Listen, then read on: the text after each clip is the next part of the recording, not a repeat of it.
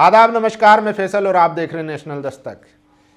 UP के बरेली में 7 मुस्लिम युवाओं को अपहरण कर लिया जाता है पुलिस द्वारा और उनको जबरन धर्मांतरण के आरोप में गुनाह कबूल किया जाता है। लेकिन अब इलाहाबाद हाई कोर्ट ने बरेली पुलिस को समन भेजा है और उनसे कहा है कि आप इनका जवाब दीजिए। उस पर भी बताऊंगा। इसके अलावा मेरठ में एक नए तनाव को मीडिया किस तरीके से हवा दे रहा है उसकी भी पोल खोलेंगे कि आखिर वहाँ पर एक अब्दुल्ला नाम की रेजिडेंसी बनाई जा रही है और जिसको कहा जा रहा है कि वहाँ पर हिंदुओं की एंट्री बैन है। हालांकि उसकी सच्चाई ये है कि जो उस रेजिडेंसी को बना रहे हैं, बनाने वाले, उस प्रोजेक्ट को तैयार करवाने वाले वो खुद हिंदू हैं। तो अब जब खुद हिंदू उसका ओनर है तो वो वहाँ पर हिंदुओं की कैसे एंट्री बैन करवा सकता है। लेकिन चूंकि रेजिडेंसी का नाम अब्दुल्ला है, मुस्लिम नाम है, उर्दू नाम है, इसलिए मीडिया को मिर्ची लग गई ताकि देश में एक अच्छा संदेश ना जा सके। देखिए, यहीं से शुरू करते हैं और इसके साथ साथ वो तमाम बड़ी खबरें जो आपके लिए ज़रूरी है। किस तरीके से अस्पताल में चूहों ने बच्चों को काट काट के मार दिया और उस अस्पताल में 12,000 रुपये प्रति माह चूहों के मारने के लिए यानी कि दवाई के लिए खर्च होते थे। इसके अलावा अखिलेश यादव ने बड़ी बात कही है कि किस तरीके से उनकी सरकार को बदनाम करने की कोशिश की गई थी कि अखिलेश यादव टोटी भी चुरा कर ले गए थे। अखिलेश यादव ने कहा है ऐसे अधिकारी ये पूरा नेक्सस चलाते हैं और सरकारों को बदनाम करते हैं, इनको छोड़ा नहीं जाएगा। लेकिन सबसे पहली खबर है यूपी के मेरठ की, जहां पर मीडिया चला रहा है दबाकर कि वहां अब्दुल्ला रेजिडेंसी बनाई जा रही है जहां पर हिंदुओं का प्रवेश वर्जित कर दिया गया है। यानी कि मुसलमानों के नाम पर ये मीडिया कितनी नफरत फैलाता है वो जीता जागता सबूत आप देख लीजिए और उसकी सच्चाई भी देख लीजिए। मेरठ शहर के हापुड़ रोड स्थित अब्दुल्ला रेजिडेंसी चर्चा में है। दरअसल यूपी सरकार में सोमेंद्र तोमर ने आरोप लगाया कि अब्दुल्ला रेजिडेंसी में हिंदू प्रॉपर्टी नहीं खरीद सकते। वास्तविकता यह है कि अब्दुल्ला रेजिडेंसी में गुप्ता एंड सन्स कॉलोनी बना रहे हैं। अब गुप्ता जी तो हिंदू ही हैं, फिर ऐसा कैसे संभव है? इस कॉलोनी में मस्जिद का निर्माण भी होना है जिसके नक्शा पास होने पर सोमेंद्र तोमर ने सवाल उठाया है। ये दूसरी तरह की सियासत है। हिंदू मोहल्ले में मुस्लिम द्वारा प्रॉपर्टी खरीदने पर विरोध प्रदर्शन करने वाला गैंग अब्दुल्ला रेजिडेंसी को बसता देख उसे बसने से पहले ही विवादित बनाने का षड्यंत्र रच रहा है। तो उसमें मस्जिद का नक्शा भी पास होना है। हालांकि जो ओनर हैं उसके वो गुप्ता जी हैं और गुप्ता जी बना रहे हैं, लेकिन इसके बावजूद भी चूंकि मुस्लिम नाम है, उर्दू नाम है और वहाँ पर मस्जिद की भी अनुमति दी जा रही है और वो नक्शा भी पास हो चुका है। तो यही असली जलन की वजह है और लोग अब इसमें हिंदू मुस्लिम करने का एंगल ढूंढ रहे हैं। और ये देखिए सबसे बड़ी खबर, यूपी पुलिस 7 मुस्लिम युवाओं को आधी रात में उठा लेती है, ले जाकर टॉर्चर करती है और करने के बाद उन पर जबरन धर्मांतरण कराने का, रैकेट चलाने का आरोप लगा देती है। आप सोचिए कि यूपी में किस तरीके से कानून व्यवस्था चलाई जा रही है। अगर आप मुसलमान हैं तो आपके साथ कुछ भी हो सकता है। अब वो मामला कोर्ट में पहुंचा, इलाहाबाद कोर्ट में। तो जज साहब ने नोटिस दिया है बरेली पुलिस को। अब देखने वाली बात होगी क्या उन अधिकारियों के खिलाफ एक्शन लिया जाएगा। और जिस तरीके से अब्दुल्ला ने बताया है कि उनके साथ किस तरीके से टॉर्चर किया गया और ज़बरदस्ती बयान दिलवाए गए हैं, तो क्या ये निजी जो उसके अधिकार हैं, फंडामेंटल राइट्स है, उनका उल्लंघन नहीं है? यूपी पुलिस ने 7 मुस्लिम युवाओं का अपहरण किया और धर्म परिवर्तन के झूठे केस में फंसाया। अब्दुल्ला से दबाव डालकर बयान दिलवाया गया, जबकि उनका खुद का परिवार भी उनके फैसले से राजी है। क्या यूपी पुलिस ने संविधान का उल्लंघन करने की शपथ ली है? सुप्रीम कोर्ट के वकील हैं प्रशांत भूषण, उन्होंने बड़ा खुलासा किया है। मोदी की बिक चुकी न्यायपालिका, शाह को राहत देने यानी कि अमित शाह को राहत देने अडानी के पक्ष में फैसला करने वाले जजों को इनाम, बाकियों को डोजियर और ब्लैकमेल से काबू किया गया। यहां तक कि सीजेआई भी झुक गए।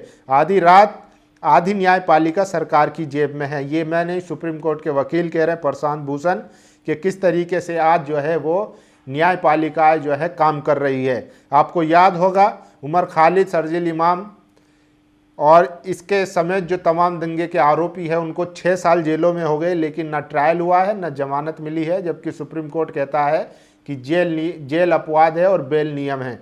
तो देखिए किस तरीके से वहाँ पर जजों को बिठा दिया गया है, उसी हिसाब से वो फैसले कराए जा रहे हैं। और ये देखिए विवेक अग्निहोत्री की फिल्म आई है द बंगाल फाइल, बुरी तरीके से वो पिटी है, वहाँ उसका बॉक्स ऑफिस कलेक्शन बहुत कम रहा है, जिस वजह से वो बौखलाए हुए हैं। डेक डिबेट में एक मुस्लिम थे मुमताज़ आलम रिजवी, उनसे पूछने लगे कि आप भारतीय हैं क्या। उन्होंने बहुत सही जवाब दिया है कि आपकी हिम्मत कैसे हुई मेरे भारतीयता पर सवाल उठाने की, हमने आपसे पूछा है कि आप भारतीय हैं क्या। विवेक अग्निहोत्री को सही आईना दिखाया। आजकल टीवी पर किसी मुस्लिम से ये पूछना है कि वो पहले मुस्लिम है या भारतीय, ये फैशन सा बन गया है, और इन जैसों को इस तरीके का जवाब देना भी जरूरी है। और ये देखिए राजधानी में बाढ़ कैसे आई, दिल्ली की बाढ़ का असली गुनहगार कौन, सेम व्यक्ति है, सेम चैनल है, और बस सरकारें बदली हुई है। बीजेपी सरकार में राजधानी में बाढ़ कैसे आई वजह ढूंढी जा रही है, और 2023 में जब बाढ़ आई थी तो तब गुनहगार को ढूंढा जा रहा था। ये सौरभ द्विवेदी है लल्लन टॉप के, जो अपने आप को पत्रकारिता का अपने आप को मसीहा समझते हैं। और ये देखिए कैसा समाज बनता जा रहा है। मुस्लिम बम से उड़ाने की धमकी दी ताकि मुस्लिम फंस जाए, ये कैसा नफरती प्रयोग है भाई। भला हो पुलिस का कि ऐसे लोग पकड़े गए, सच्चाई सामने आ गई। एक जो है ज्योतिषी अश्विनी कुमार नाम का फिरोज बनकर धमकी देता है कि हम मुंबई को उड़ा देंगे। आप सोचिए जब उसका मतलब भांडाफोड़ हुआ तो वो जो है ज्योतिषी निकले। 1 करोड़ मौतें होंगी मुंबई दहलाने की धमकी देने वाला ज्योतिषी, मुस्लिम दोस्त को फंसाने की साजिश। तो देखिए किस तरीके से नफरत में यहाँ तक आ गए कि मुसलमानों का नाम लेकर धमकियाँ दी जा रही हैं बम से उड़ाने की। तो ये बड़ी खबर है। और ये देखिए मध्य प्रदेश में चूहा मारने के लिए 12,000 रुपये प्रति माह खर्च किए जाते हैं, लेकिन फिर भी एमपी के MY अस्पताल पहुंचे कांग्रेस नेता जीतू पटवारी, स्टाफ पर हुए गुस्सा। इसी अस्पताल में 2 नवजात बच्चों की मौत हो गई थी क्योंकि उनको चूहों ने कुतर दिया था, काट लिया था। आप अंदाजा लगा सकते हैं ये बीजेपी शासित राज्य की खबर है, लेकिन मीडिया में खबर नहीं दिखेगी। यहाँ पर 20 साल से लगभग 20 साल से बीजेपी की सरकार है और चूहे जो है बच्चों को खा जा रहे हैं अस्पताल में, और 12,000 रुपये प्रति माह चूहों को मारने का मिलता है। तो ये पैसे कहाँ जा रहे हैं, सब गबन किया जा रहा है। और ये देखिए पहली बार खुला भ्रष्टाचार का रेस्टोरेंट, रुड़की में सड़क धसी तो लोगों ने वहाँ बीजेपी का झंडा लगाकर चाय समोसे की पार्टी कर डाली। लोग अब बीजेपी का खुलकर विरोध कर रहे हैं। ये तस्वीरें देख लीजिए, जो कहते थे हम कोर्टो बना देंगे, सड़कें देखिए कैसे धसी पड़ी है एक ही बरसात में, और वहाँ पर लोग अनोखा प्रदर्शन कर रहे हैं बीजेपी का झंडा लेकर, और चाय वाय लेकर बैठ गए कि यहीं कैफ़े बना दिया जाता है। और ये देखिए तमिलनाडु में बनेगा रोल्स रॉयल का कारखाना, उत्तर प्रदेश में बनेगी गौशाला।